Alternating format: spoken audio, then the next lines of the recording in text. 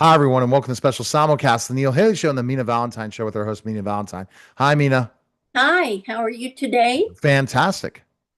Oh, good. I was thinking about telling the audience how I got interested in historical romance and how that genre has stayed so popular with readers through the years.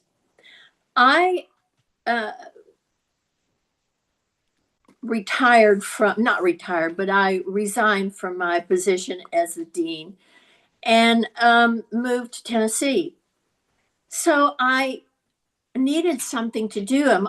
I've been used to working 24/7 since I was 15 years old.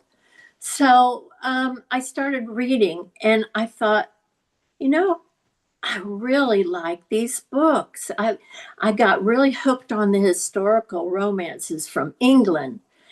And they talk about the Georgian era, and it's pretty easy to understand how that came about because it's all the Georges from the number one George to George the second to George the third. And that encompasses a pretty long period of time. The shorter is the Regency romance, and that has to do with King George the second's son when he was a regent. What I think is so attractive about historical romance novels is as a reader, you're not there. You're reading about that time and the way they spoke to each other and the way they were titled and the way they carried themselves. And they went to balls and or galas, if you will. They danced, they touched, they rode horses, they did things that we romanticize. They they remind us that we could still be communicating like that if we just gave it a try. But in reality, if you really broke it down, there's nothing in that time period that would be romantic on a day-to-day basis. But just reading about it and the way they spoke to each other, the romance rituals, the courting rituals, um, those kind of things are romantic, and you can live vicariously without having to go back to that time. And that's what I love about it. I can write about that time. I don't have to go back to it. I don't want to go back to it. I think that if I could go, maybe I'd go for a day, but I'd want to come right back. Yeah, because women were pretty much uh, chattel. You know what I'm saying? There might have been men that respected the women, but they were pretty much just kind of merchandise. Um, and women had to come into a marriage with money. Uh, if they didn't have money, they better have something on the ball to entice a titled lord into marriage. But that's not romantic. And what I write about, it to a certain extent might include the buying and selling, uh, but a romance novel encompasses around the man and the woman and how they fall in love and how they stay in love. That is the beauty of the book.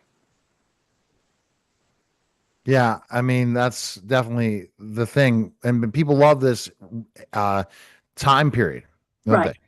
Yes, it's a really romantic time period. The women, they're feminine. They're they wear the skirts. They have the ball gowns.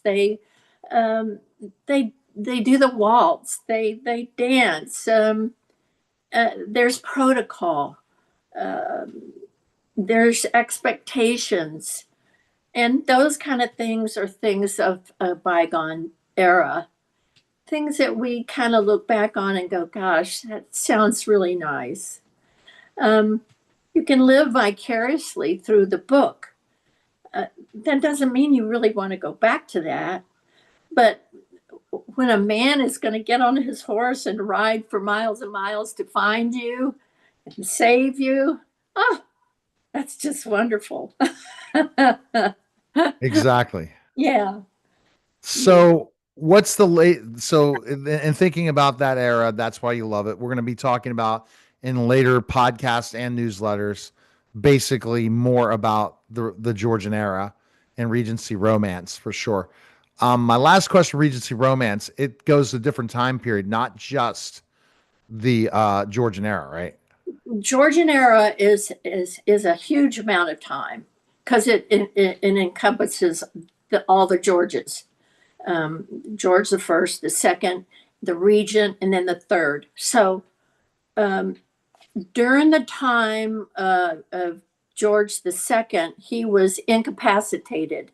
He had a mental deficiency, and so his son took over the role, but he was the prince regent.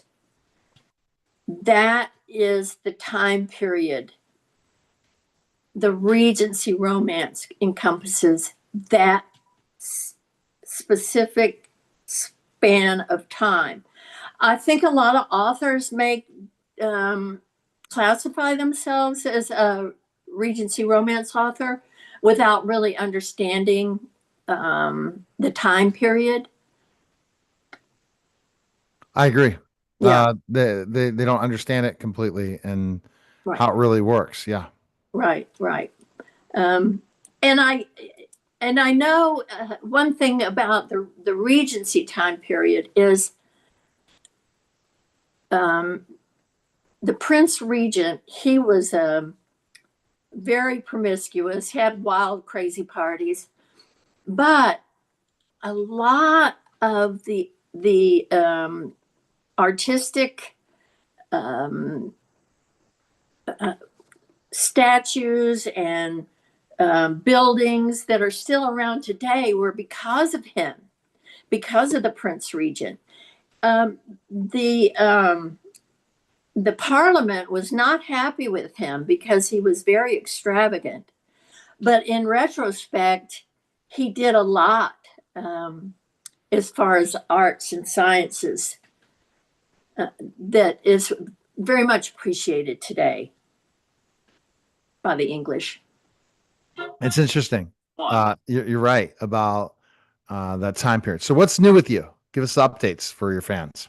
Oh well, I'm doing my writing backwards, and I'm going to be putting out a lead magnet for everybody if they want to get on a book funnel. I'll let you know when I have it posted, and you can go in and get the lead magnet and read it and tell me what you think.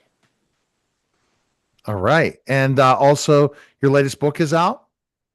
Yes, yes, it is. The Marquis craves his wife, and he does.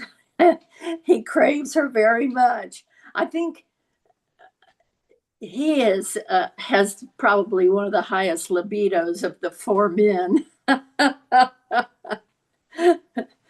It's a good book. It's